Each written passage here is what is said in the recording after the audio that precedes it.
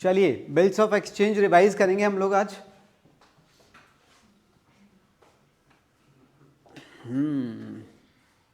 अच्छा एक बात बताओ, हमने यहाँ पर माल खरीदा है और हमने यहाँ पर प्रेम को माल बेचा है। अब प्रेम से मैं बिल ले रहा हूँ यहाँ पर, भाई प्रेम मुझे ये रिटर्न डॉक्यूमेंट देगा, पर ये रिटर्न डॉक्यूमेंट कौन लिखेगा? इस डॉक्यूमेंट को कमल भी लिख सकता है और इस डॉक्यूमेंट को प्रेम भी लिख सकता है। अगर इस डॉक्यूमेंट को किसने लिखा? कमल ने लिखा, तो लैंग्वेज क्या होगी? देखो, इसको पढ़ के आपको फील नहीं आ रहा कि इसके अंदर एक ऑर्डर है? और अगर इसी पेपर को किसने लिखा? कमल ने लिखा, तो लैंग्वेज देखो कैसी होगी? इसके अंदर क्या है? एक प्रॉमिस है। अच्छा, पेपर ये लिखेगा तो ये इसको देगा और ये साइन करके वापस दे देगा, पर अगर पेपर ये लिखेगा तो ये सीधा इसको दे देगा, इसके साइन की जरूरत नहीं पड़ती है। बात समझ आ रही है? ठीक है। अच्छा, पेपर ये लिखता है तो वो क्या कहलाता है? वो कहलाता है बिल ऑफ एक्सचेंज। और अगर पेपर ये लिखे तो वो कहलाता है प्रॉमिसरी, और दोनों मिलकर क्या कहलाते हैं? Bills of exchange.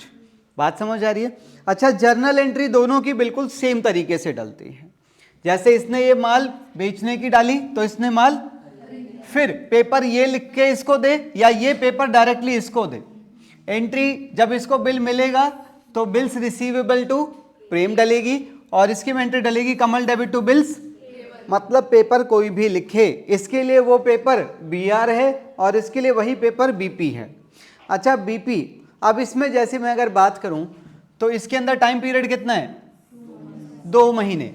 तो इसकी जो ड्यू डेट आएगी, हाँ जी, 1 जनवरी से 1 फरवरी 1 मार्च, तो यहां पर इसकी ड्यू डेट आ जाएगी 4 मार्च। 4 मार्च को इसके पैसे हमें मिलेंगे, उसकी जर्नल एंट्री क्या होगी दिया? क्या हो गया? इतनी सिंपल जर्नल एंट्री है भाई। हाँ, यहां पर इसकी जर्नल एंट्री होगी कैश या फिर बैंक अकाउंट डेबिट टू, इसी बीआर को क्रेडिट कर दो, और इसकी जर्नल एंट्री क्या होगी? BP debit to cash. अच्छा, मुझे एक बात बताओ, अगर इसी का टाइम पीरियड यहां पर 4 महीने होता तो फिर वो पेमेंट की डेट ही तो आगे चली जाती, पर वो डेट अगले साल में चली जाती, क्योंकि ये वाला साल तो हमारा यहीं पर खत्म हो जाएगा। अच्छा, इसका मतलब ये वाला जो बिल है, ये बिल आज भी किसके पास है? ये बिल आज भी कमल के पास है, तो कमल के लिए यही बिल एक एसेट है, तो ये फिर यहां पर नजर आता, पर यहां पर वो तभी नजर आता अगर इसकी ड्यू डेट अगले साल में आ रही है, वरना यहां पर नजर नहीं आता। क्लियर है मेरी बात? और इसके लिए यही बिल लायबिलिटी में नजर आता। आगे बढ़ा जाए, ठीक है? किसी का कोई और सवाल हो?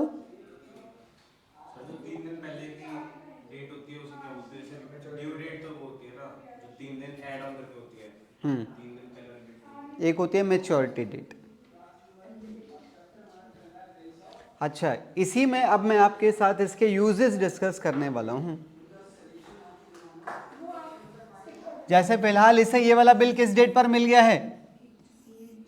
1 जनवरी पर, ठीक है। अच्छा, यहां पर आप देख रहे हैं ये जो है ये प्रॉमिसरी नोट है, क्योंकि इसके अंदर क्या लिखा हुआ है? नहीं, ये है प्रॉमिसरी नोट नहीं, ये बिल ऑफ एक्सचेंज है। ये बेसिकली इसने लिख के इसको दिया, इसने साइन करके वापस दिया हुआ है, ठीक है। तो इसके अंदर ये हमें 1 जनवरी को बिल मिला है। अब इसका जो टाइम पीरियड है वो है कितना? 2 महीने, जो कि यहां पर पूरे होंगे। इस दौरान यानी कि 60 दिन के बीच में कमल इस बिल का क्या यूज कर सकता है? कमल इस बिल को 60 दिन तक अपने पास रख सकता है, या फिर 60 दिन से पहले कभी भी, मान लो यहां पर अगर वो बैंक में चला गया तो बैंक इस डेट पर उसे पैसे दे देगा, पर बैंक उससे इसके बदले में कुछ पैसे काट लेता है। हालांकि तुम लॉजिकली सोचो तो बैंक जो पैसे काट रहा है वो इंटरेस्ट के पैसे कटते हैं, क्योंकि बैंक इसको टाइम से पहले पैसे दे रहा है और बैंक को वो पैसा ड्यू डेट पर किससे मिलेगा? कमल से, प्रेम से, हाँ या ना? इसीलिए बैंक इसके अकाउंट से कुछ पैसे काट लेगा और वो जिस नाम से पैसे काटता है वो नाम डिस्काउंटिंग चार्जेस कहलाता है। ठीक है, अभी जर्नल एंट्री हम लोग डिस्कस कर लेंगे इसकी। ठीक है, और इसका तीसरा यूज कि इस डेट से पहले पहले कमल इस बिल को किसी और के नाम पर भी ट्रांसफर कर सकता है। और चौथा यूज कि कमल चाहे तो इस बिल को इस डेट से पहले कभी भी बैंक में रख सकता है कि बैंक वालों तुम इसे संभाल के रख लेना और जब ड्यू डेट आएगी तो बिल इसके पास लेके जाना और इससे पैसे लाके मेरे अकाउंट में डाल देना। बात समझ आई? तो ये इस बिल के 4 यूजेस पॉसिबल हैं। ठीक है, आइए हम बात करते हैं इनके बारे में।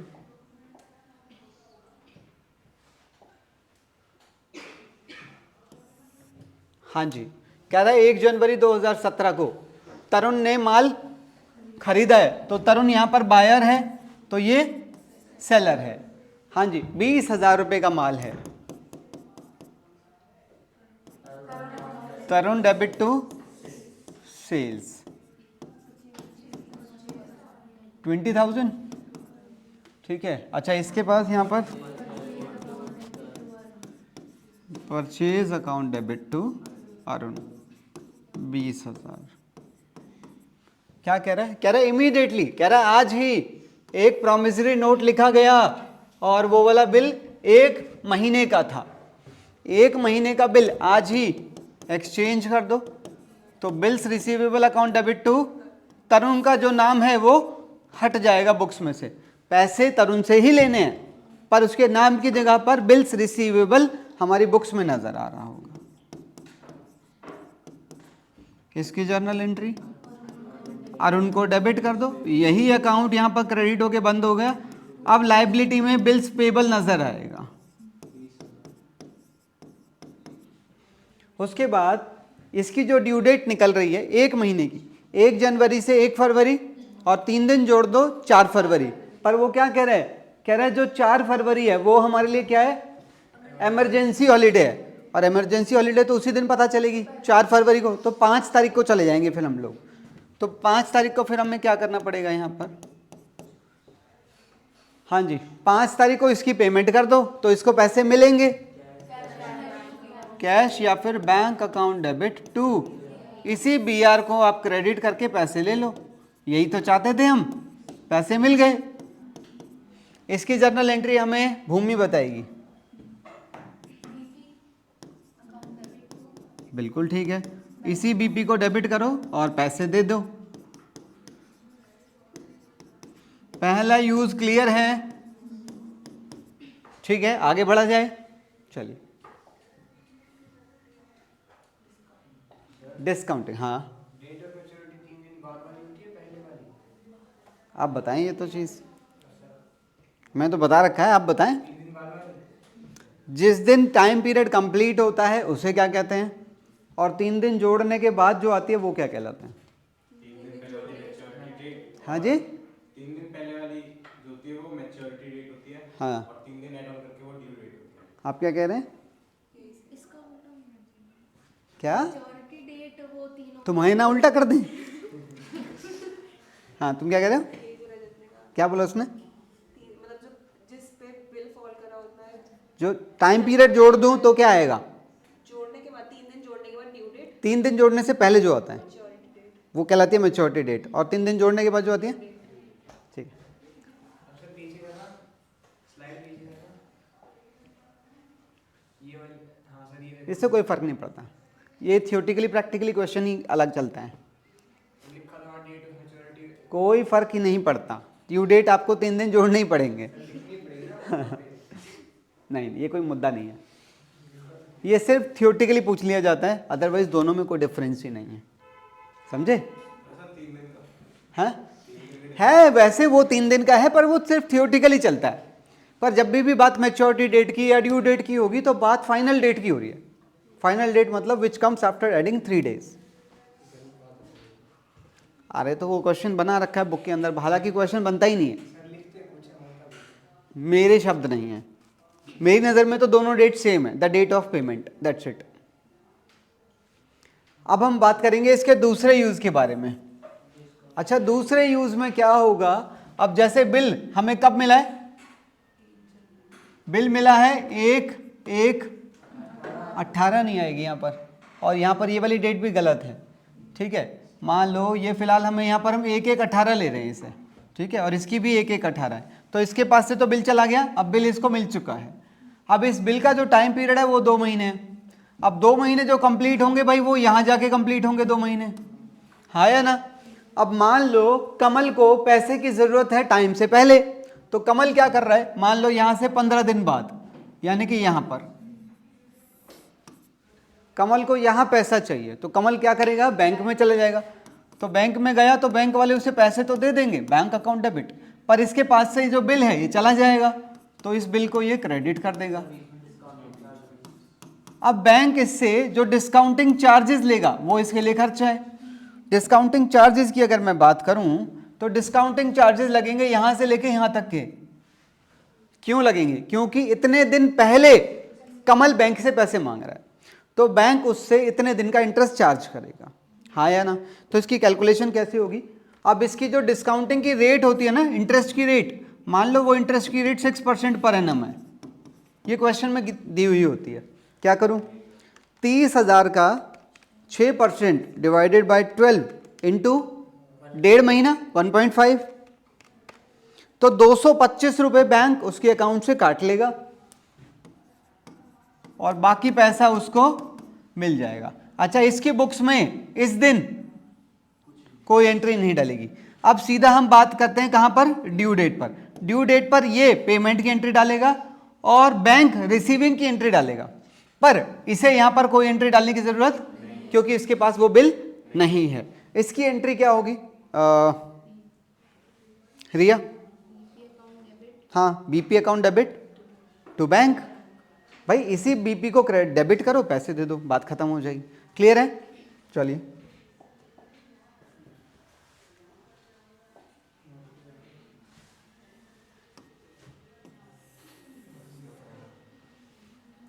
हाँ जी, कह रहा है 70,000 रुपये का माल बेचा गया था 5 जनवरी 2019 को, 5 जनवरी 2019। किसने माल बेचा है, विशाल ने मंजू को, मैं मजनू पढ़ रहा था इसे, सॉरी, ठीक है। मैं कह रहा था मैंने क्या लिखा है, हाँ पढ़ सकते, पर मुझे ऐसा लगा मैं जल्दबाजी में पढ़ गया। एनीवेज, अच्छा डेट क्या है, 5 जनवरी 2019, बस पागल हो जाएंगे अब। 5 जनवरी यहां पड़ेगी, हाँ,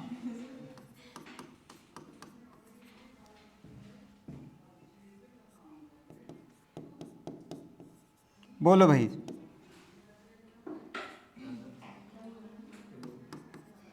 मंजू डेबिट टू सेल्स, इसकी journal entry, purchase account debit to Vishal. कितने का माल है, 70,000 का माल है।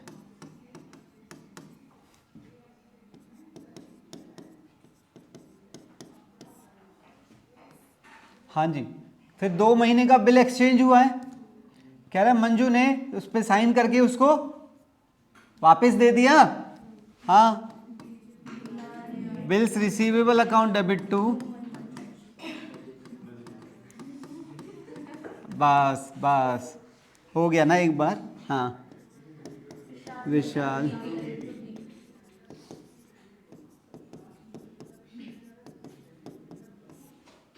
अच्छा, अगर हम इसकी ड्यू डेट की बात करें तो वो कौन सी बन रही है, 8 मार्च, हाँ, पता नहीं यार, क्यों यार, कैसी बातें कर रहे हो, 4 कैसे आ जाएगी, बढ़ के ही आएगी, ठीक है। 5 जनवरी से 5 फरवरी, 5 मार्च और 3 और जोड़ दो तो 8 मार्च इसकी ड्यू डेट बनेगी, हाँ या ना। और इसकी ये वाली 8 मार्च ये रही। अब क्या कह रहा है, कह रहा है विशाल ने इमीडिएटली बिल को डिस्काउंट करा लिया, तो भाई इसकी डिस्काउंटिंग एंट्री तो इसी के नीचे डल जाएगी, हाँ, bank account debit, discounting charges account debit, और बीआर को क्रेडिट करके दे दो। चलो इसमें हम कुछ और भी सीखने वाले हैं। हाँ, पैसा कितना मिलेगा? इंटरेस्ट कटेगा पूरे 2 महीने का, क्योंकि उसने पूरे 2 महीने पहले पैसे मांग लिए। अजीब पागल है। 70,000 का 12%, 1,400 रुपये, 1400 यहाँ पर ले लो और 68,600 यहाँ ले लो। बात समझ आई? इसके में नो एंट्री। अच्छा, फिर जब इसकी ड्यू डेट आएगी तो ये कोई एंट्री नहीं डालेगा, पर इसकी एंट्री क्या होगी? बिल्स पेबल डेबिट, इसे डेबिट करके पेमेंट कर देंगे। हाँ या ना? सवाल चेंज करते हैं।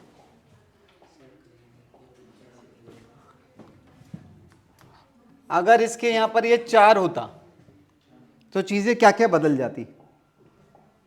सबसे पहले तो ये डबल हो जाता और इसमें भी कुछ कटौती हो जाती, वैल्यू इसकी और कम हो जाती अकॉर्डिंगली। हाँ या ना? और क्या बदलाव आते हैं?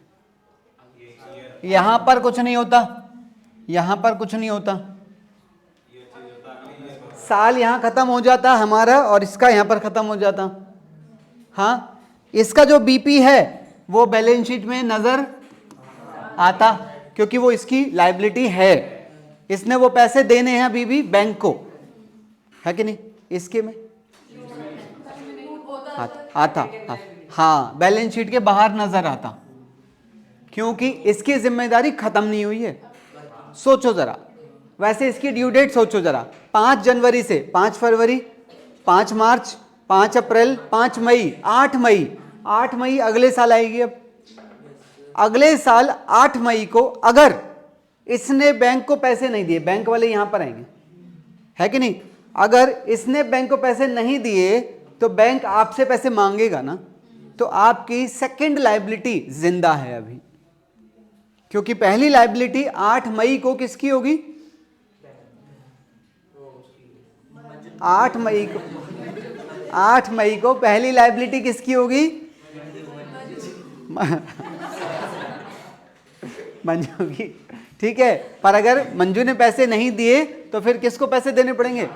इसीलिए विशाल के यहां पर ये क्या है? एक कंटेंजेंट लायबिलिटी है।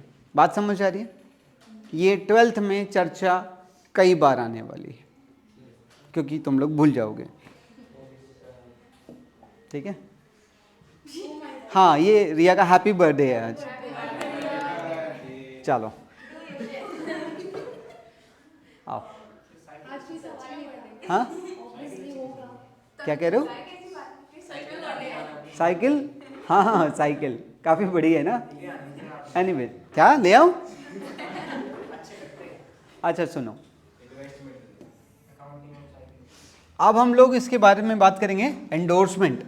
तीसरा यूज, बिल की ड्यू डेट जो कि यहां पर पड़ रही है, इससे पहले पहले किसी भी डेट पर, हाँ, कमल इस बिल को किसी भी व्यक्ति के नाम पर ट्रांसफर कर सकता है, पर ये जनरली उस व्यक्ति के नाम पे तो ट्रांसफर करेगा जिसको इसने ये पैसे देने हों।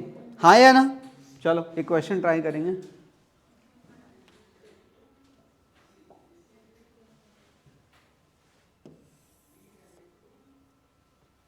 हाँ जी, कह रहे B owed ₹20,400 to A on 15 January 2019. He accepted a bill for ₹20,000 for 2 months drawn by A in full settlement of his debt. ये क्या रायता फैला है? हाँ? क्या बूंदी वाला? हाँ, इसमें ये पता ही नहीं लग रहा किसने किसको माल बेचा है। ए ने बी को पहले से माल बेच रखा है। ठीक है, अब यहां पर जो हमें पहली डेट दे रखी है वो क्या दे रखी है? 15 जनवरी 2019। अगर मैं इस डेट की बात करूं तो ये डेट तो यहां पर पड़ेगी। इससे जरा थोड़ा सा पीछे आ जाओ।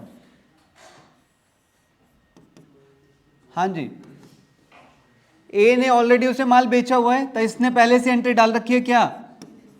बी डेबिट टू सेल्स, ये ऑलरेडी एंट्री डाली हुई है। इसने एंट्री क्या डाल रखी होगी? परचेजेस डेबिट टू ए। कितना अमाउंट था? 20,400।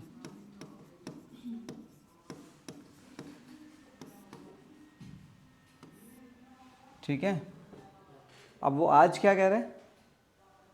कह रहा है 15 जनवरी 2019 को ही एक्सेप्टेड अ बिल 20,000 रुपए का फॉर 2 मंथ्स, और वो भी फुल सेटलमेंट में है।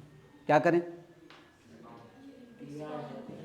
इसे तो बिल मिल रहा है ना, तो bills receivable account debit, discount allowed account debit, और इसी बी को यहां पर क्रेडिट कर दो।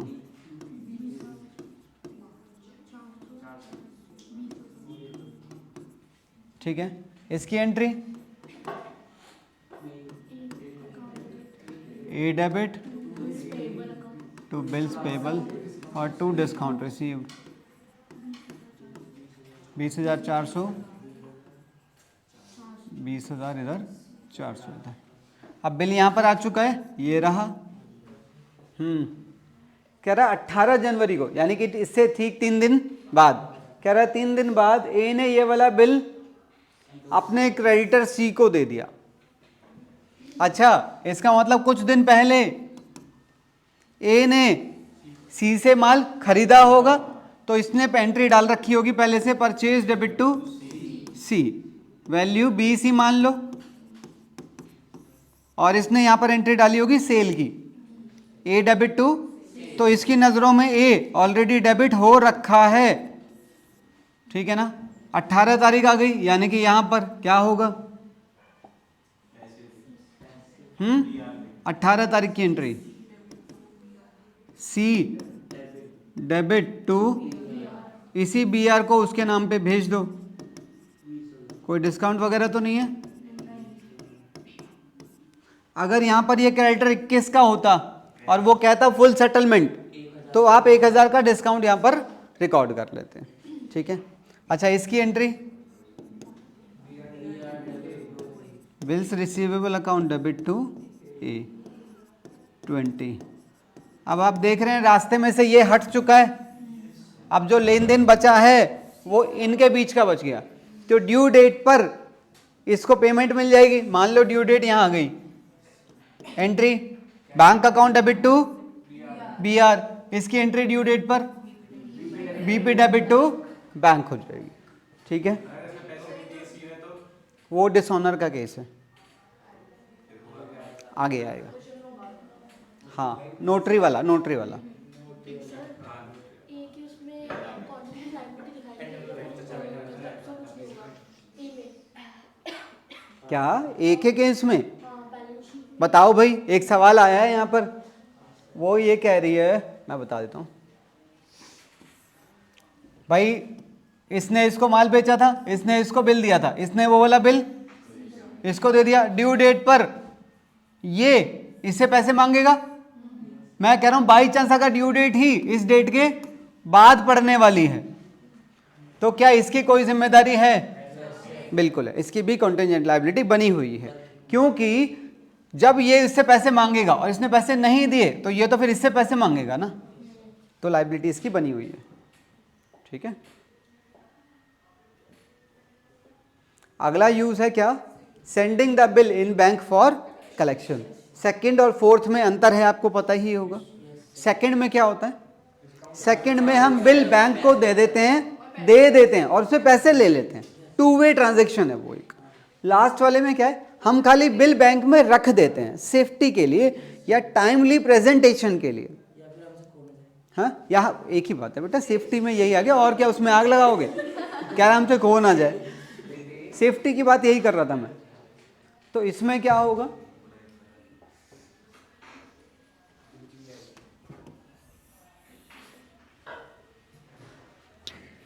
कह रहा है 10 जनवरी को क्या हुआ है, ए ने 12,000 का बी को माल बेचा है। 10 जनवरी तकरीबन यहां, हाँ, बी डेबिट टू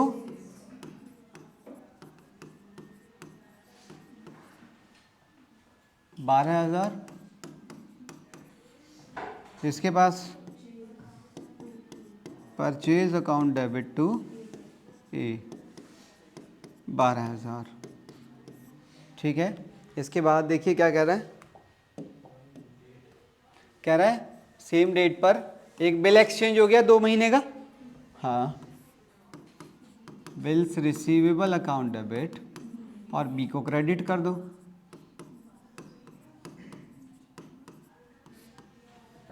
इसकी journal entry A account debit to bills payable. अच्छा, अगर इसकी ड्यू डेट की बात करें तो इसकी ड्यू डेट कहाँ बन रही है, ये है 10 जनवरी, तो 10 जनवरी से 10 फरवरी, 10 मार्च और 3 13 मार्च को, 13 मार्च इसकी ड्यू डेट बन रही है। पर होगा क्या, देखो जरा क्वेश्चन क्या कह रहा है। ए ने ड्यू डेट तक बिल को अपने पास रखा और ऑन द ड्यू डेट ही sends the bill to the banker for, कह रहा है बैंक में भेज दिया कलेक्शन के लिए, खुद नहीं करना चाह रहा। ये भी सेफ्टी का तरीका है एक। कैसे सोचो, बताओ। आप बिल को खुद प्रेजेंट करेंगे तो आपको नोटरी के चक्कर में खुद फंसना पड़ेगा। पर अगर आपने बिल बैंक में रख दिया तो बैंक को, हालांकि आप इसको पैसे दोगे, पर आप पैसे अगर, एक ही बात, तो वैसे तो एक बात है, पर अब आपको नोटरी के झंझट में खुद नहीं फंसना। अब वो काम कौन करेगा आपके बिहाफ पे, है कि नहीं। हालांकि बैंक इससे के बदले में आपसे कुछ चार्जेस लेगा, पर अगर आपको चार्जेस की टेंशन है तो काम खुद कर लो, और अगर चार्जेस की टेंशन नहीं है, सेफ्टी ज़्यादा इंपॉर्टेंट है आपके लिए, तो फिर आप बैंक के थ्रू जाओ। ठीक है। हाँ, कह रहा है ड्यू डेट पर ही इसने बिल बैंक में भेज दिया है तो बिल को क्रेडिट कर दो। Bill sent for collection debit 12,000, और इसके यहां पर इसकी अभी फिलहाल कोई एंट्री नहीं डलेगी फिलहाल। उसके बाद क्या कह रहा है, कह रहा है उसी दौरान बैंक से इंफॉर्मेशन आ गई कि पैसा आ गया है। अब ये बिल यहां से यहां चला गया था, फिर ये बिल को यहाँ प्रेजेंट करेंगे, यहाँ से पैसा यहाँ पर आ जाएगा, पैसा आते ही यहाँ इन्फॉर्मेशन भेज देंगे, entry bank account debit to, इसी को क्रेडिट करना, बिल सेंड फॉर, यहाँ बीपी डेबिट टू बैंक 12,000। ठीक है।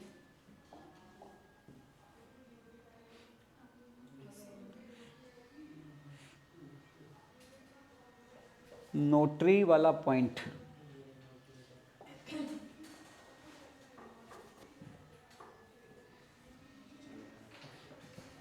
हाँ जी, 17 अप्रैल 2016 को एक्स ने 80,000 रुपये का माल बेचा है। 17 अप्रैल, हाँ जी बताइए। Y debit to sales 80,000,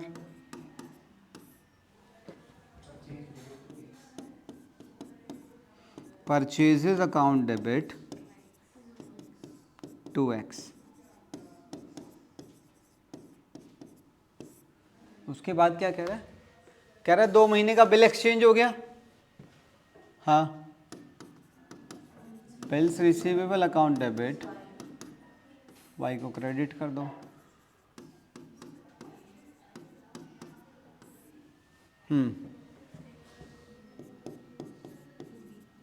x debit to BP 80,000।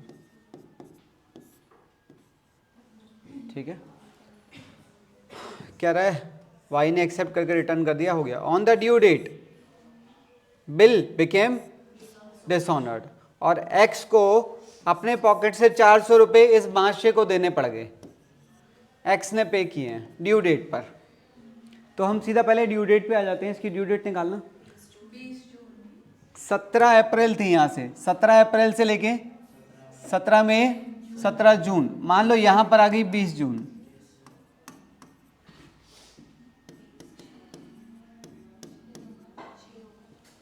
हाँ, अरे यार लेना। हाँ, क्या करेंगे हम यहाँ पर, बताओ 20 तारीख को। Y debit to B R Y को आप फिर से अपना डेटर बना लोगे। ये सारी एंट्रीज आपके लिए बहुत काम की होने वाली हैं। मतलब क्वेश्चन आपको अचानक से एक ऐसी स्टेज पे लाके खड़ा कर देगा कि जहां आपको डायरेक्टली एंट्री सोचनी होगी कि जिस दिन बिल डिसऑनर होता है उस दिन हम एंट्री क्या डालते हैं। नहीं समझ रहे? जिस दिन बिल डिसऑनर होता है उस दिन एंट्री क्या डलती है? डेटर बना लो बंदे को फिर से और बीआर को क्रेडिट कर दो, और नोटिंग चार्जेस हैं तो वो बैंक में अकॉर्डिंगली एडजस्ट होंगे। क्या करें? Y debit to B R. अब बिल तो 80 का ही है तो बिल को 80 से क्रेडिट कर दो, और क्योंकि आपने इन भाष्य को कितने दिए हैं और आपको पता है ये वाली पेमेंट कैश में दी जाती है, ठीक है। आपकी बुक में शायद ये बैंक में ले रखी हो, मैं देख लेना अकॉर्डिंगली, ठीक है, पर होती ये वाली पेमेंट कैश में ही है। तो आपको अब वाई से कितने लेने हैं? 80,400। ये एंट्री क्या डालेंगे? बीपी को डेबिट कर लेंगे 80, और नोटिंग चार्जेस इनका खर्चा है 2x 80,400। इसके बाद क्या कह रहा है? कह रहा है इसके 15 दिन बाद, 15 दिन इसके आगे जोड़ लेना, 5 जुलाई आ जाएगी। 5 जुलाई को क्या होगा? इसको पैसे मिल रहे हैं, bank account debit to Y को क्रेडिट कर देना। ये पैसे दे रहे हैं तो एक्स डेबिट टू बैंक हो जाएगा, ठीक है। थोड़ा और ट्राई करना चाहिए हमें, इसमें क्या चीज़ सोचने दो।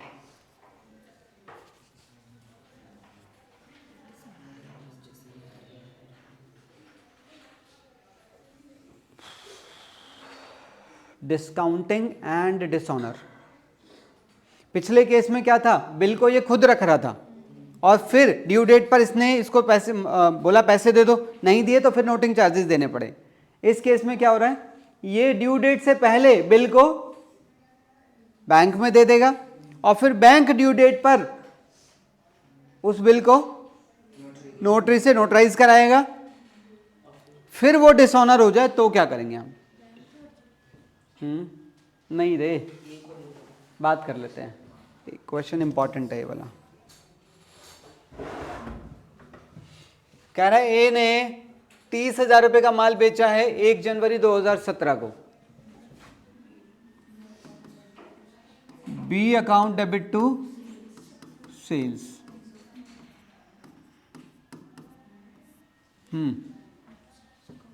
इसकी जर्नल एंट्री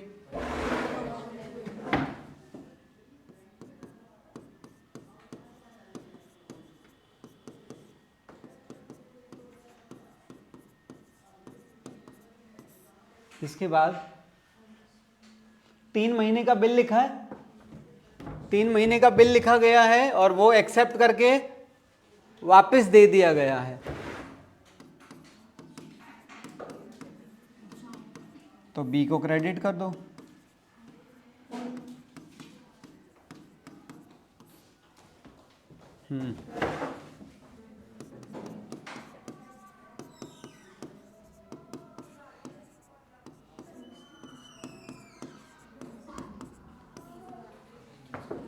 ठीक है, 30 तक है।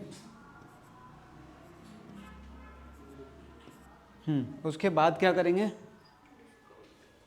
हाँ जी, हाँ देखो, कह रहा है इसने इस बिल का क्या किया?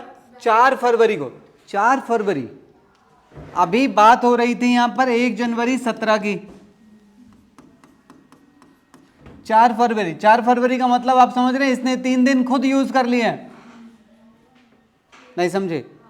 कोई दिक्कत नहीं है, ज़्यादा टेंशन मत लेना इस चीज़ की। आप मान के चलो 1 ही महीना, 3 दिन को काउंट मत करो आप। कह रहा है उसने 1 महीना 3 दिन तक बिल को अपने पास रखा, हालांकि बिल टोटल कितने महीने का था? टोटल 3 महीने का था, तो 1 महीने तक तो खुद ही रख लिया। अगर मैं इसकी ड्यू डेट निकालूं तो इसकी ड्यू डेट कुछ यहां बनेगी, 3 महीने 3 दिन जोड़े बिना 3 दिन के, ठीक है ना। तो कह रहा है इसने 1 महीने तक बिल को खुद रखा और पहले ही बैंक से डिस्काउंट करा लिया। तो journal entry, bank account debit, कोई वैल्यू, डिस्काउंटिंग चार्जेस और to B R. Discounting charges यहां से लेके यहां तक के लगेंगे 2 महीने के, ठीक है ना। पर इसके पास से जो बिल था ये बिल जा चुका है। अच्छा, बिल बेसिकली यहां आ गया होगा, आया ना, और किस डेट को आया है, 4 फरवरी 2017। और अभी इसके कितने महीने बचे हैं, इसके 2 महीने बचे हैं अभी। अब इसने क्या किया होगा, बैंक ने उसे 2 महीने तक अपने पास रखा होगा। फिर ड्यू डेट पर इसके पास गया, पैसे नहीं दिए, तो इसने नोटरी को कितने पैसे दे दिए, कह रहा नोटरी ने 200 रुपये ले लिए। इसकी ड्यू डेट निकालो, क्या बन रही है, 4 अप्रैल। और 4 अप्रैल कुछ यहां पड़ेगी। अब 4 अप्रैल को क्या हुआ होगा, ये यहां गया, पैसे नहीं मिले तो यहां गया, 200 रुपये दे आया, फिर वापस आया, इसने इसको इन्फॉर्मेशन दी होगी कि भाई साहब बिल डिसऑनर हो गया है, हम आपके अकाउंट से 200 रुपये इसके, और जो हम इसके पास लेने गए थे 30,000 वो भी, तो 30,200 हम आपके अकाउंट से काट रहे हैं। क्या क्या नहीं नहीं नहीं, वो बैंक की कमाई है, इंटरेस्ट। डिस्काउंटिंग चार्जेस का कुछ नहीं करोगे आप। बैंक पागल है, 2 महीने तक बिल को संभाल के रखा, कुछ तो चाहिए ना उन्हें। यहां की एंट्री जैसे ही आपको बैंक से पता चलेगा तो आप फिर किसको अपना डेटर बनाओगे, आप बी को बोलोगे कि भाई हम तुझसे पैसे लेंगे 30,000, और आपके बैंक से कितने पैसे कटे हैं, गलती से भी यहां पर नोटिंग चार्जेस डेबिट नहीं करने, क्योंकि वो आपका खर्चा नहीं है। इसकी एंट्री क्या होगी यहां पर, बीपी डेबिट, बीपी 30,000 का डेबिट हो जाएगा बेसिकली, नोटिंग चार्जेस डेबिट 200, और 2 बंदे का नाम 30,200। उसके बाद जैसा भी क्वेश्चन बोले, पेमेंट कब की है, कैसे की है।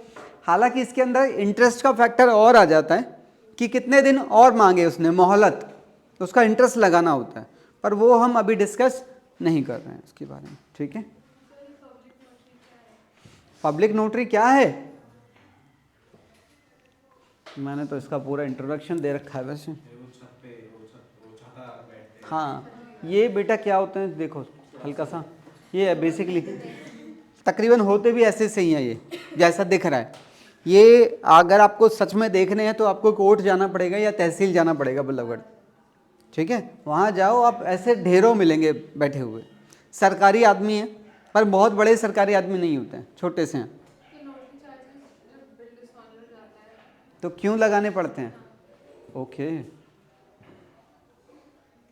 वैसे तो मैंने बता रखी है कहानी, फिर भी मैं हल्का सा बता देता हूँ। देखो, अब इसने इसको माल बेचा, फिर इसने एक बिल लिखा, इसने बिल लिख के इसको दिया, इसने वो साइन करके इसको वापस दे दिया। अब ये उस बिल का ड्यू डेट का वेट करेगा, मान लो ड्यू डेट यहाँ आ गई, अब ये इस ड्यू डेट पर इसके पास जाएगा।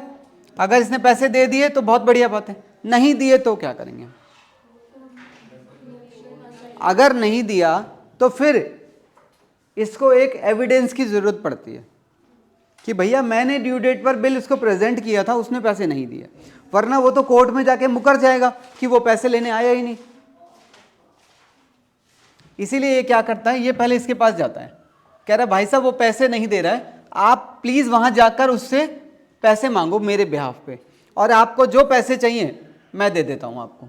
तो ये अपने पास से इसको कुछ पेमेंट कर देता है। हालांकि ये जो एक कानून होता है ये इंडिया में चलता है, ये इनको पूरी पावर देता है, कह रहा है कि अगर तुमने इनको कुछ पैसे दिए हैं तो वो वाले पैसे तुम इससे रिकवर कर सकते हो। क्योंकि इसको जो पैसे देने पड़ रहे हैं वो पैसे कौन दे रहा है, ये दे रहा है, पर गलती किसकी है, गलती इसकी है।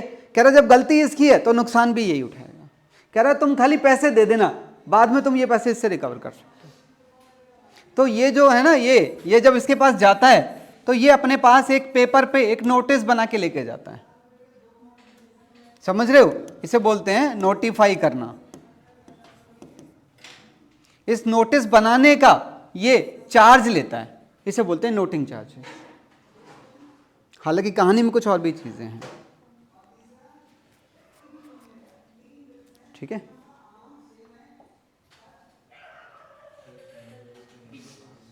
बस ठीक है। कुछ और जानना चाहते हो? सर वो सेल ऑन रिटर्न बेसिस का बता दो। हाँ हाँ